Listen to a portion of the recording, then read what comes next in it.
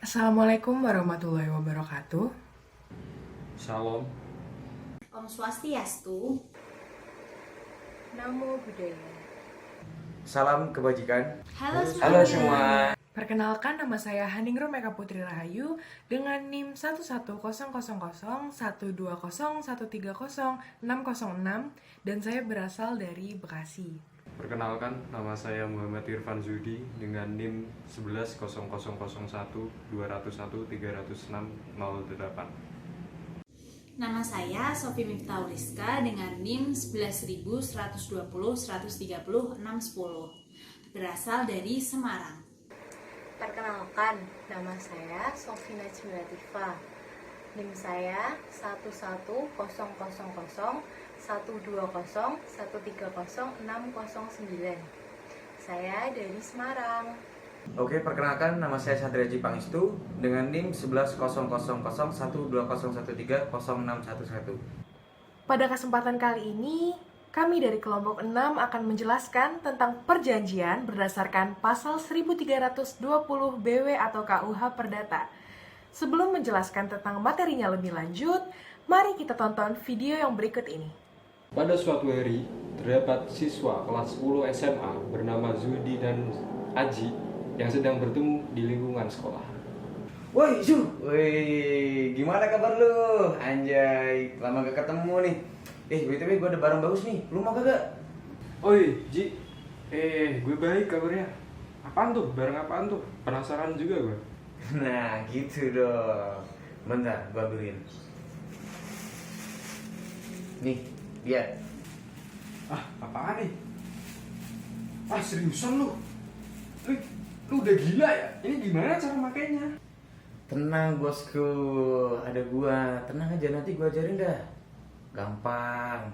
Akhirnya mereka berdua kembali ke kos-kosannya Aji dan mereka berdua menggunakan barang terlarang tersebut. Enak juga nih Ji. Lu dapet dari mana nih? Ini bikin gua relax nih. Udah tenang aja lu, gak usah banyak tanya dah. Yang penting lu besok ya, jangan lupa bawa 500.000. Ntar gua bawain lagi deh, yang banyak. Tenang aja, tenang sama gua, aman. Dan itulah contoh dari perjanjian yang salah yang kita tidak boleh melakukannya di kehidupan kita sehari-hari. Terima kasih. Nah, sudah lihat kan video yang tadi? Menurut teman-teman, apakah video tersebut merupakan salah satu contoh perjanjian yang sah? Sebelum kita mengulik lebih dalam, saya akan menjelaskan terlebih dahulu tentang apa yang dimaksud dengan perjanjian. Jadi, pengertian perjanjian menurut pasal 1313 KUH Perdata atau BW merupakan suatu perbuatan di mana satu orang atau lebih mengikatkan diri terhadap satu orang lain atau lebih. Dari peristiwa ini, timbullah suatu hubungan hukum antara dua orang atau lebih yang disebut perikatan, yang di dalamnya terdapat hak dan kewajiban masing-masing pihak. Perjanjian ini adalah sumber perikatan.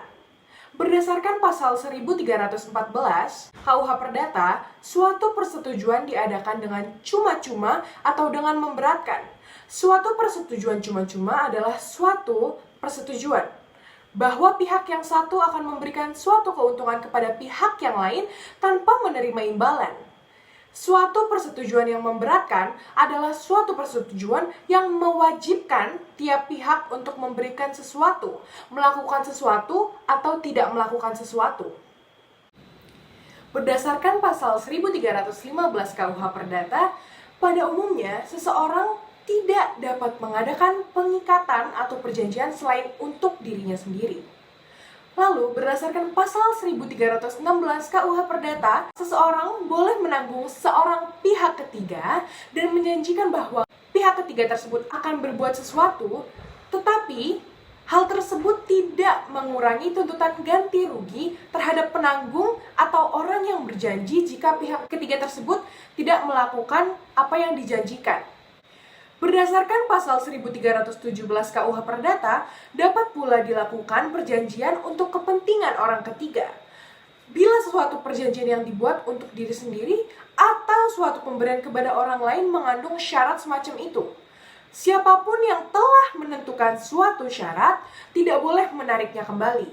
Jika pihak ketiga telah menyatakan akan mempergunakan syarat tersebut. Nah, selanjutnya saya akan menjelaskan mengenai 4 syarat sahnya suatu perjanjian pada pasal 1320. Yang pertama, syarat sahnya perjanjian yaitu adanya kesepakatan. Kata sepakat pada perjanjian pada dasarnya adalah para pihak yang membuat perjanjian harus sepakat atau setuju mengenai hal pokok atau materi yang diperjanjikan, di mana kesepakatan itu harus dicapai dengan tanpa adanya paksaan, penipuan, atau kekhilafan. Seseorang dikatakan memberikan persetujuannya atau kesepakatannya jika ia memang menghendaki apa yang disepakati.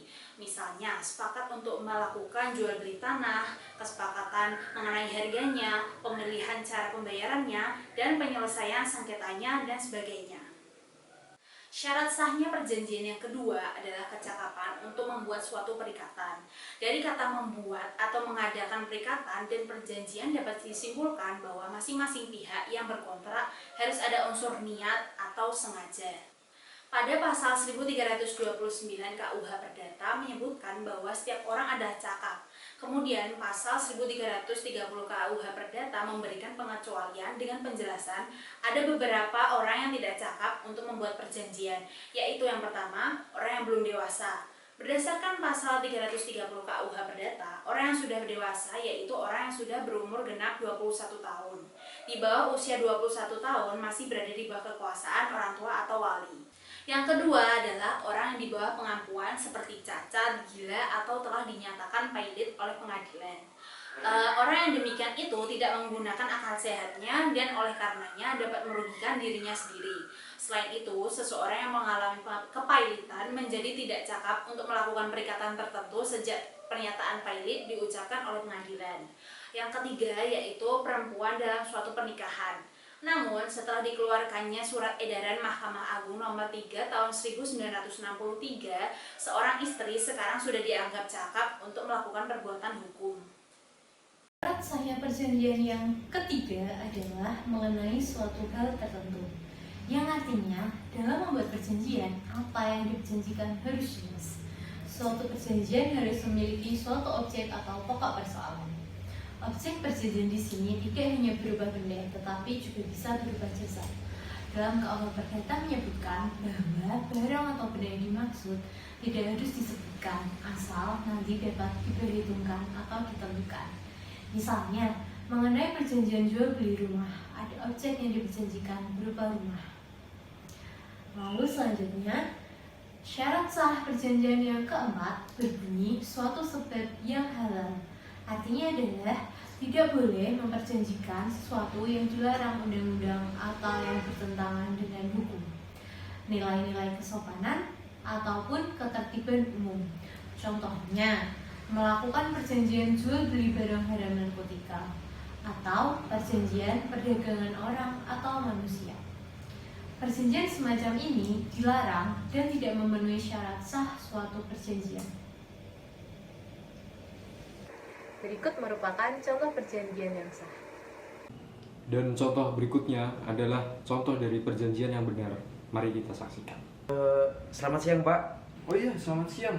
Ada apa ya? Jadi gini Pak, tempo hari kan saya melihat koran. Nah di situ terdapat suatu tanah yang dijual. Nah apakah Bapak mengetahui pemilik dari tanah tersebut? Iya Pak, memang itu tanah saya. Ngomong-ngomong, emang mau Bapak jual berapa? Saya berencana menjual tanah tersebut seharga 150 juta sih Pak. Tapi itu juga masih bisa digoyang lagi. Itu juga udah termasuk harga balik nama sama sertifikatnya nanti. Emang nggak bisa kurang apa? Ini masih bisa dirubah kok. Bapaknya mau nawar berapa?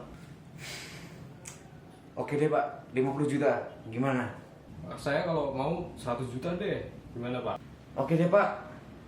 Tapi nanti untuk metode pembayarannya gimana Pak? Jadi Bapak nanti DP dulu 50%, terus nanti untuk yang selanjutnya akan saya urus dari balik nama, sertifikat dan semuanya. Bapak tenang aja. Oke Pak, siap. Dan akhirnya mereka berdua pun sepakat untuk membeli tanah tersebut. Dan itulah contoh dari perjanjian yang benar. Sekian dari video kali ini. Terima kasih sudah menonton. Sekian dari kami. Sekian dari kami. Sekian dari kelompok kami. Sekian dari kami. Wassalamualaikum warahmatullahi wabarakatuh. Wabarakatuh.